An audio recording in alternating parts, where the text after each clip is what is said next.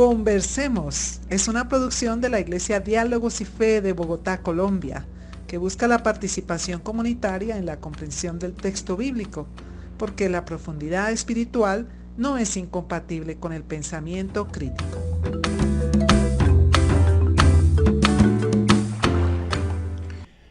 Muy bien, un saludo a nuestra audiencia. Este es el podcast Conversemos, es el podcast de la Iglesia Diálogos y Fe. Y bueno, con este episodio vamos a iniciar una nueva serie, que es la serie de septiembre, en donde vamos a estar hablando de amor propio. Me decía una de las personas que asiste a la iglesia que es un tema que desde el punto de vista digamos, de los cristianos y de la fe poco se trata. Se tiene como cierto miedo a hablar del tema. Y bueno, va a ser la oportunidad de discernir este tema a la luz de la palabra de Dios. Y también pues en diálogo con invitados e invitadas, como tengo el gusto también de tener aquí una invitada.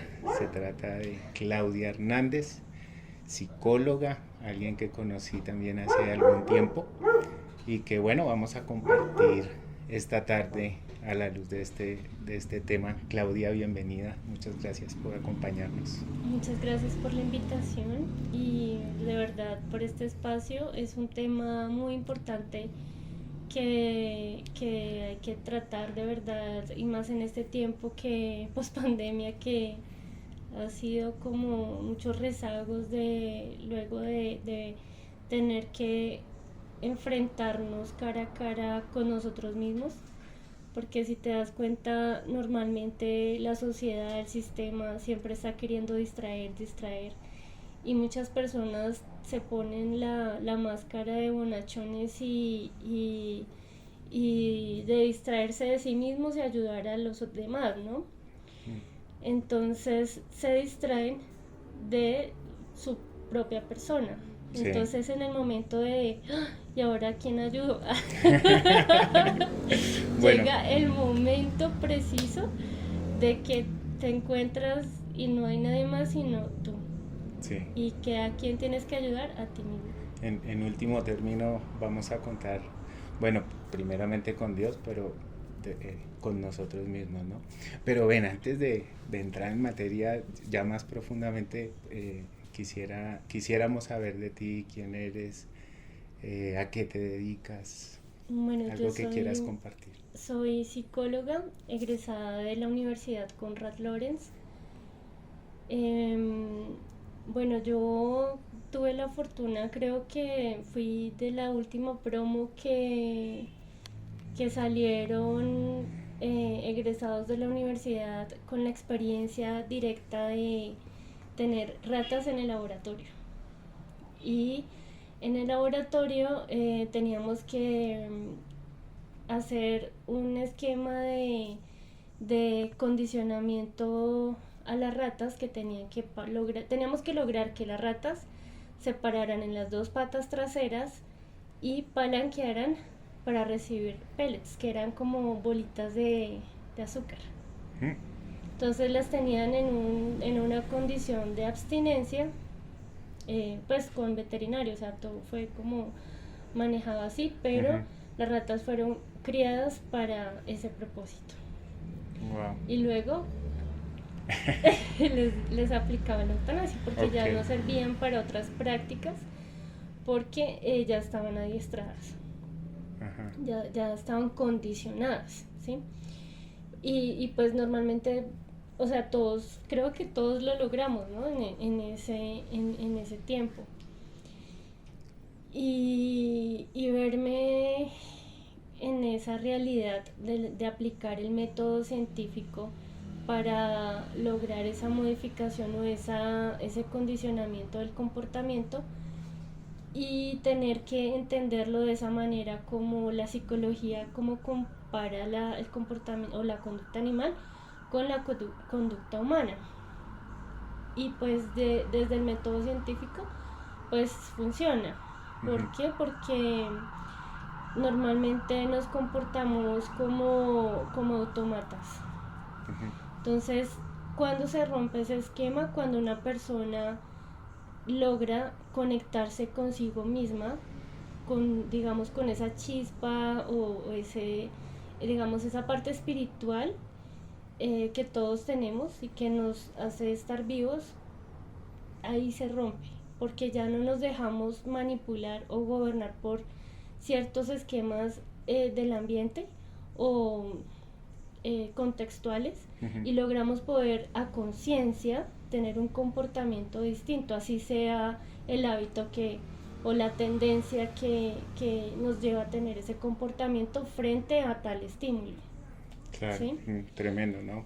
Digamos, en mis palabras, desde el desconocimiento, es digamos, esa animalidad que no se puede controlar, pero a la vez pues está la conciencia humana, que es, pues cuando te escuchaba pensaba pues que es una ventaja, ¿no? Digamos, como criaturas, seres creados por Dios. Y bueno, yo creo que esto también a través de esa conciencia nos permite ser conscientes, vale la pena la redundancia, de nuestro propio ser, de nuestro propio existir. Pero pues también escuchándote pensaba que pues esa animalidad nos hace tener como conductas repetitivas y sí, también nos hace aislar un poco de la conciencia humana. Sí.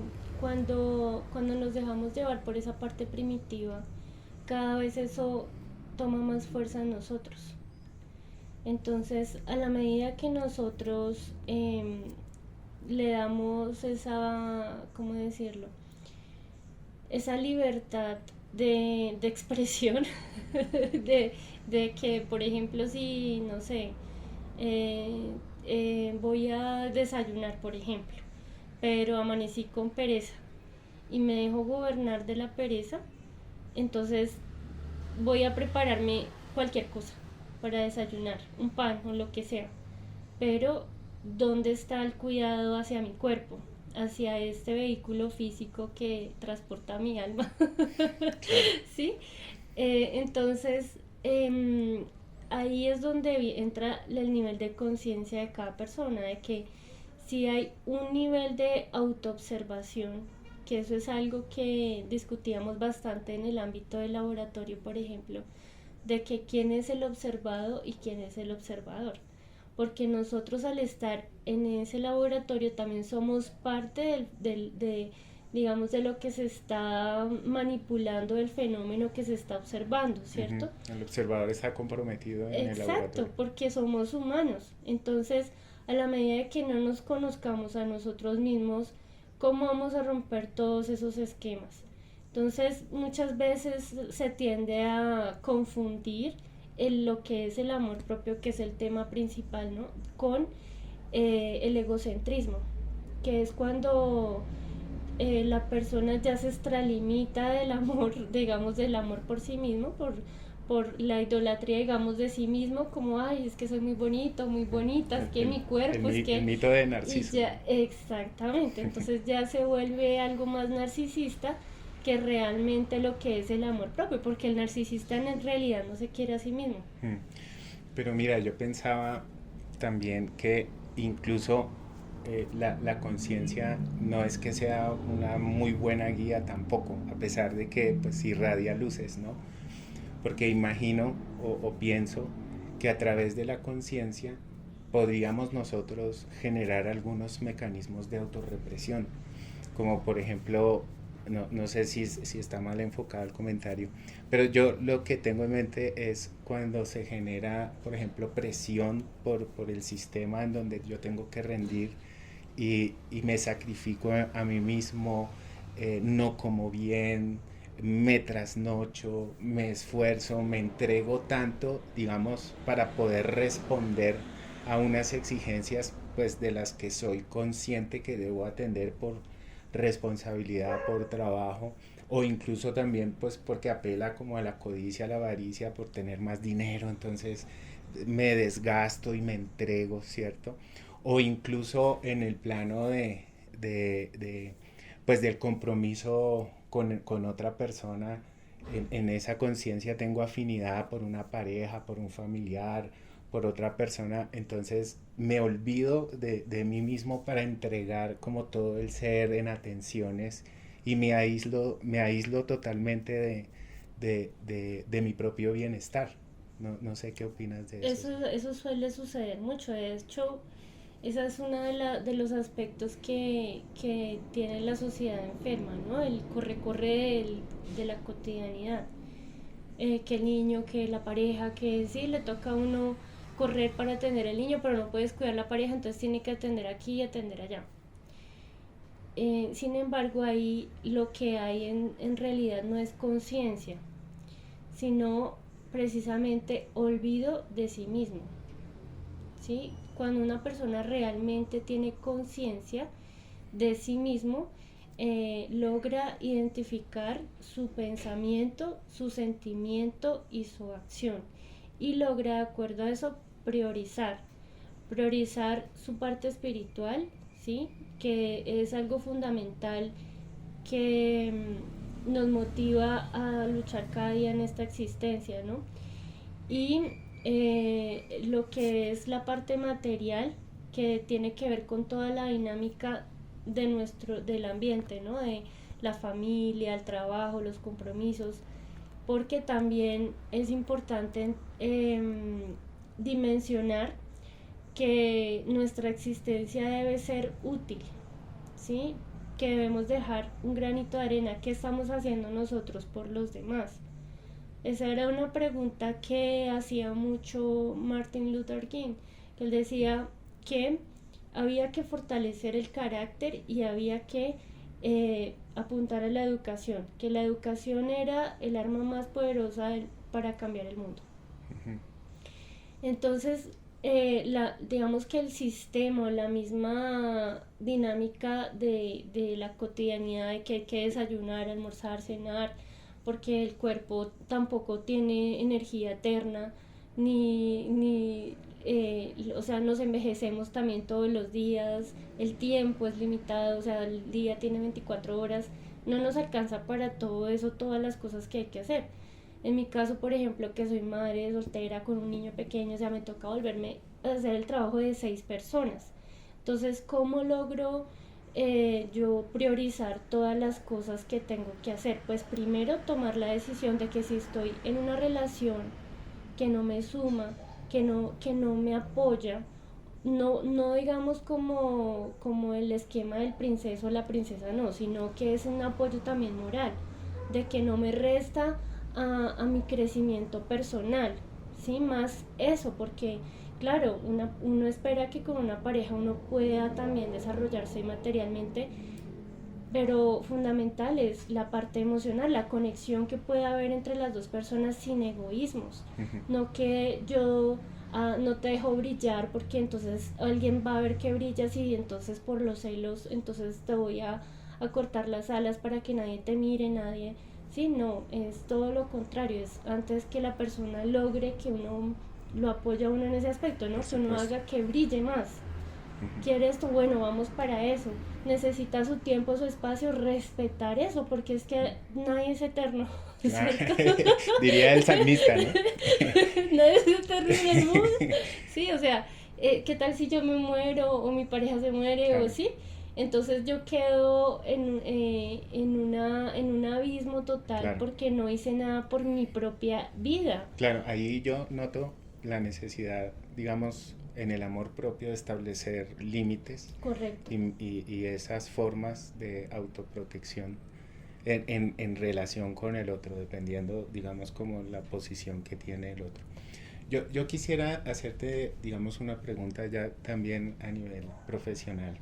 En tu experiencia con los pacientes que acompañas, porque me imagino que pues para trabajar esto es complejo, porque pues te decía al principio, desde la fe, y yo creo que más allá desde la fe, en lo cotidiano en la vida cotidiana, el amor propio pues es un tema descuidado. La gente no tiene conciencia hasta que no experimenta por ahí alguna crisis emocional y se da cuenta de la necesidad de amarse y valorarse a sí mismo. Correcto.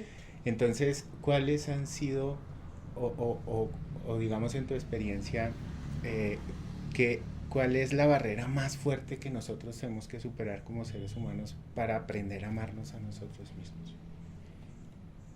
Primero que todo, darse cuenta que no se ama.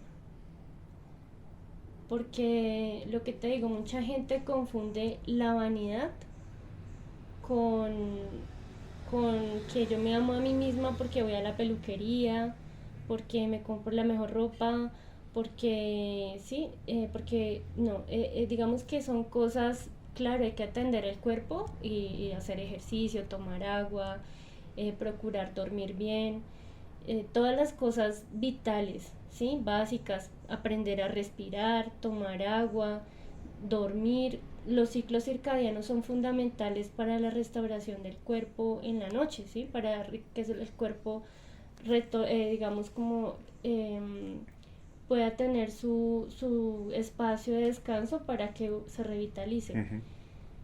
Entonces, se confunde mucho el amor propio con todo este esquema de la vanidad, de que tiene que tener el cuerpo de tal forma o tal otra, o si me peino, si no me peino, bueno. Uh-huh. Todas esas cosas del autocuidado empiezan por lo más básico, que es tomar agua, aprender a respirar, dormir, comer comida sana, comida saludable, porque hoy en día sí que está difícil comer sano, ¿no? Porque nos facilitan todo con ya todo procesado, precocido, ya para fritar, y el aceite con el que fritamos no es el mejor, entonces todo eso se va viendo en el cuerpo. ¿Qué sucede con el tema de reconocer en sí mismo que no me quiero, ¿sí? Y es cuando no me priorizo en mi cuidado personal y le doy, digamos que más fuerza a toda la parte negativa que me drena energía. Entonces, si hay un momento de una emoción negativa, le doy más fuerza a esa emoción negativa que a mi ser. Entonces dice, ay, pero eso es tan raro, ¿sí? ¿Cómo así? Bueno, si por ejemplo alguien me dice tal cosa, yo creo lo que esa persona me está diciendo de mí, no me conozco a mí misma porque me identifico con lo que esa persona tóxica, digamos, me está queriendo generar a mí en una emoción negativa. Porque realmente para que podamos mejorar toda la dinámica social, tenemos que empezar por nosotros mismos. Entonces, si yo misma no me doy cuenta que eso no debería afectarme porque afecta a mi cuerpo, eso es como uno tomarse un veneno uno mismo, ¿cierto? Porque esa persona que me quiere, que de pronto está en un problema, se está desquitando con todo el mundo, yo tengo que respirar. Y hacer conciencia de que debo cuidar mi emoción, ¿sí? Porque todo se vuelve neuronal, o sea, si yo tengo una emoción negativa, esto me va a repercutir en mi cerebro, en una gastritis, me va a generar la hormona del estrés, que es el cortisol, ¿sí? Entonces todo eso va más allá, pero no nos educan en eso, claro. No nos educan en la importancia de respirar, de reconocer sus emociones, de transformar esas emociones. Por ejemplo, todos los 5 sentidos tienen su forma de traducir la información digamos, de los estímulos externos. Uh-huh. Cuando comemos se hace el proceso de digestión, pero cuando tengo una emoción negativa, una impresión negativa, ¿cómo la traduzco? ¿Cómo la proceso? ¿Cómo la digiero?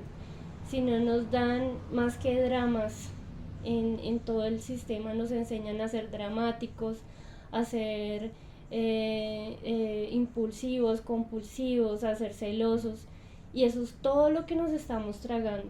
Y en vez de una persona estar viendo una telenovela, que es una programación, ¿no? Es claro. Una programación a repetir las mismas, ¿sí? Como ser igual de dramáticos en todo. Pues, ¿por qué no miramos la propia novela de nuestra propia vida?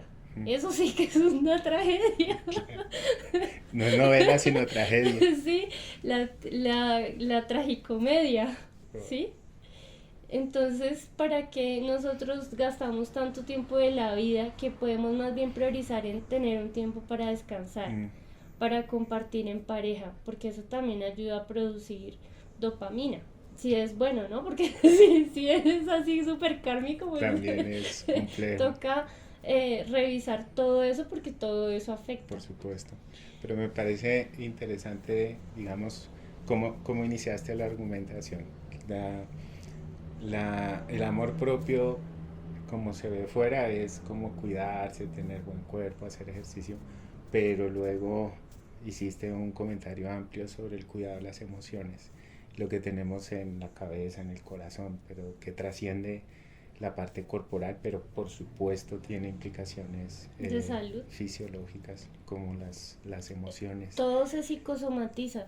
Y también dijiste que hay una relación y un vínculo muy fuerte entre lo que yo podría llamar la mayordomía de mis emociones con las relaciones con otras personas, porque eso puede volverse, me imaginaba, es la bola de nieve, ¿no? De que alguien con ira puede desatar una tragedia. ¿Sí? Exacto.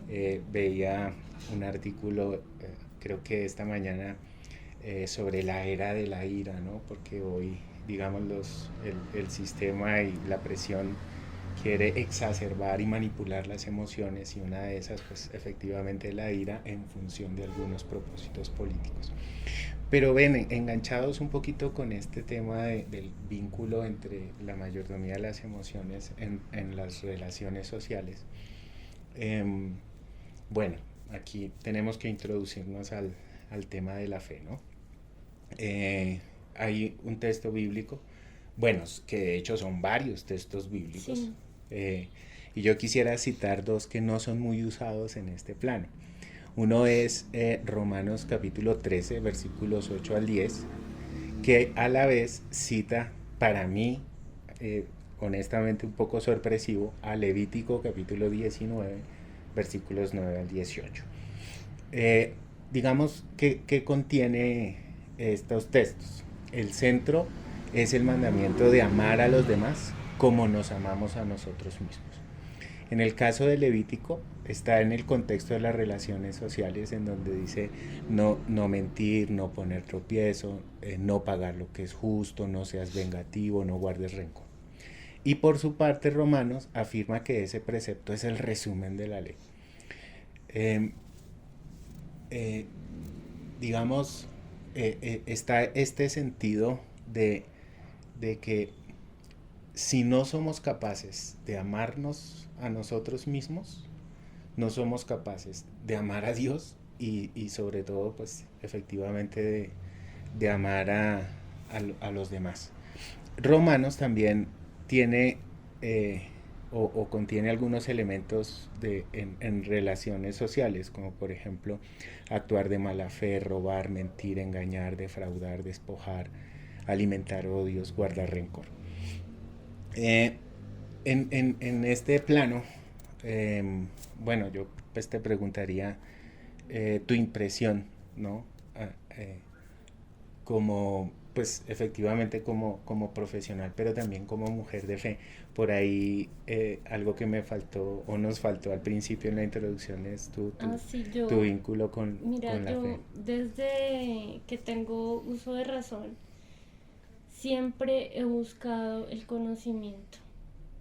De hecho, mis amigos en el colegio me buscaban para que les diera consejos, o sea, ya me venía a venir. Bueno, esa era la vocación que no se puede negar. Yo recuerdo que yo cuando estaba pequeña miraba las estrellas y me preguntaba por qué, para qué nací, por qué estoy aquí, ¿sí?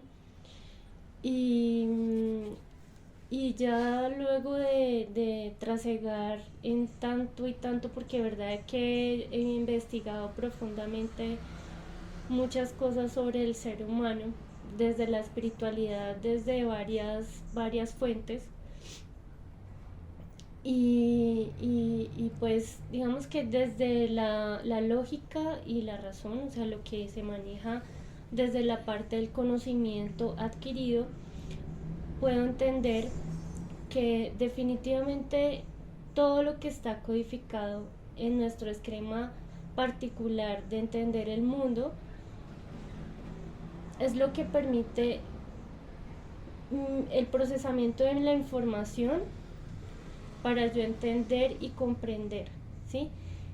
Desde la parte fisiológica, neuronal del ser humano, del funcionalismo natural del ser humano. Entonces todo mi aprendizaje genera un montón de circuitos neuronales, ¿sí? Que forman el aprendizaje. Porque el cerebro solo lee electricidad, corriente electromagnética. Entonces cada sentido hace relevo en el hipotálamo y ahí traduce toda la información a electricidad. Entonces imagínate, nuestro cerebro constantemente está recaptando energía de todo el cuerpo, por eso es muy importante la alimentación, porque el 97% más o menos de la dopamina, la serotonina, se produce o se metaboliza en el intestino delgado. Entonces imagínate, la calidad de nuestras emociones es de acuerdo a la calidad de nuestra alimentación. Por supuesto. Fisiológicamente hablando, ¿no? O sea, desde ahí. Y eso todo se metaboliza en nuestro organismo. Y fíjate que a veces una depresión se podría manejar empezando desde la alimentación. Wow. Entonces, ¿cómo nosotros vamos viendo y dimensionando? Primero, cómo conocemos nuestro propio cuerpo, nuestra máquina humana, cómo entendemos lo que va de la lógica y la razón que nos permite entender y comprender este plano físico, porque si estamos en este planeta, tenemos que entender cómo nos relacionamos con nosotros mismos en relación a también nuestro medio ambiente y nuestro planeta, porque realmente, de hecho, estamos acabando con nuestros recursos naturales. Es así. Y estamos cogiendo más de lo que nosotros damos a la naturaleza. Entonces, ¿qué conciencia tenemos? Y más por la fe, ¿no? Porque, pues de hecho, si más que también una ley, es algo también que es de la lógica y la razón, porque definitivamente no podemos amar realmente porque no conocemos el amor.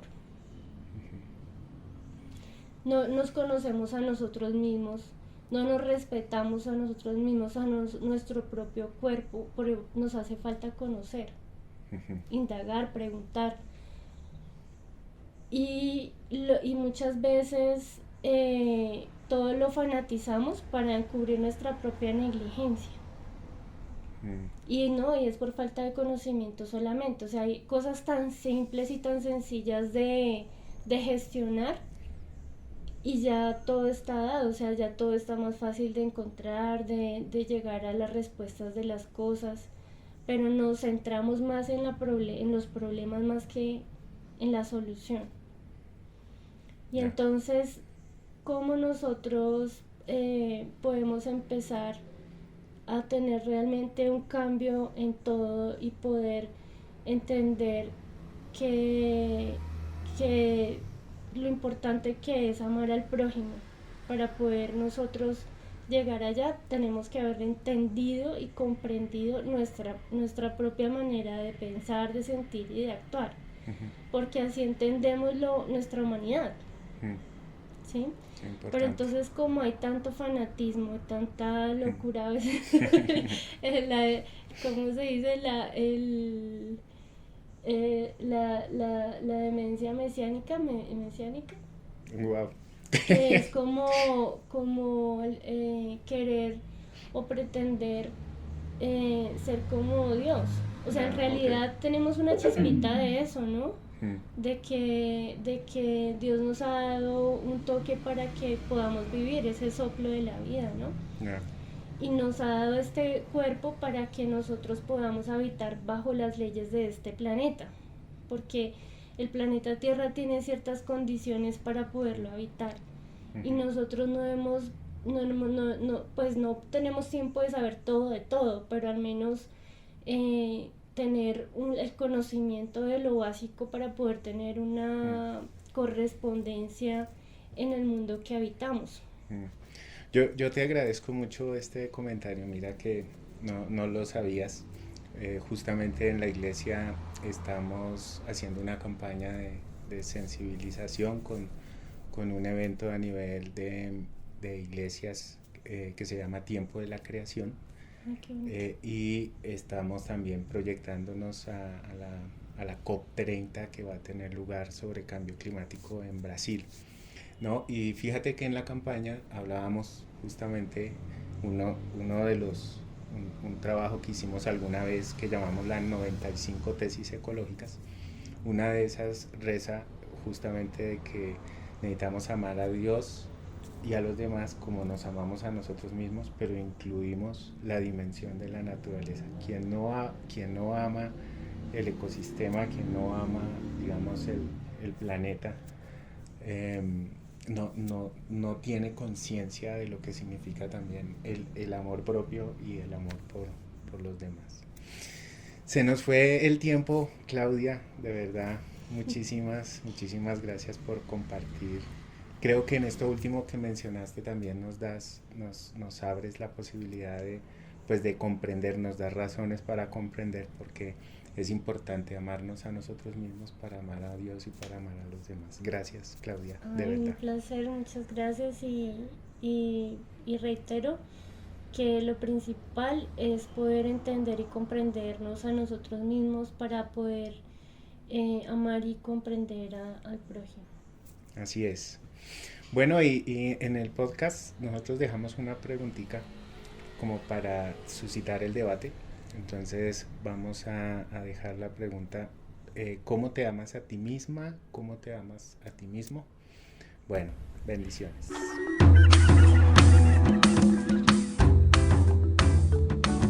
Esta fue una producción de la Iglesia Diálogos y Fe de Bogotá, Colombia, comunidad cristiana evangélica que busca vivir su espiritualidad en lo diario, asumir un verdadero compromiso de fe y compartir principios bíblicos para construir vidas. Dios quiere escucharte y nosotros también. Síguenos en nuestras redes sociales.